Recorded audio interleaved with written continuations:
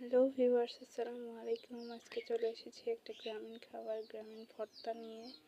এটা একটু অন্যরকম ভর্তা। আগের দিন ছিল শাক ভর্তা, আজকে সব দেখাবো। এখানে আমি পেঁয়াজের ফুলকা কেটে নিয়েছি, শুটকি মাছ, আলু কেটে নিয়েছি, ছোট আলু। এটা এখন ধুয়ে নেব। ধোয়া শেষ। এখানে আলু ধুয়ে নিয়েছি, এখানে ফুলকাও ধুয়ে নেওয়া হয়ে গেছে, তারপর শুটকিও ধুয়ে নেওয়া হয়ে গেছে। এখন এটা একে একে আমি কড়াইতে বসিয়ে দিব। আলু বসিয়ে দিলাম, এখন আমি ফুলকাগুলো ঢেলে দিব, তারপর শুটকি ঢেলে দিব।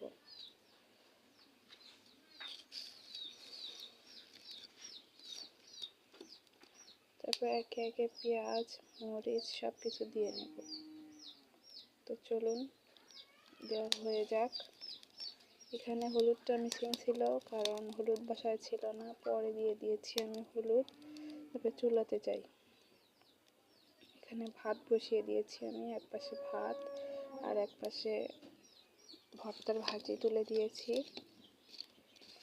গ্যাসের চুলা না থাকলেও কিন্তু আমিও এক ঢিলে দুই পাখি মারি, কারণ দুইটা চুলা আছে, জোড়া লাগানো দুইটা চুলা, যেটা গ্রামীণ ভাষায় বলে দো হেসেল। তো দো চুলা বা দো হেসেল, সেখানে আমি তুলে দিয়েছি দুই পাশে দুইটা। এখানে প্রায় হয়ে গেছে ভাজিটা। ভর্তাটা ভিডিও করতে পারিনি, কারণ তখন আমি অন্য কাজ করছিলাম, আমার শাশুড়ি করে দিয়েছে। তো এখানেই শেষ করছি। ভালো লাগলে লাইক কমেন্ট করবেন, শেয়ার করবেন, পাশে থাকবেন।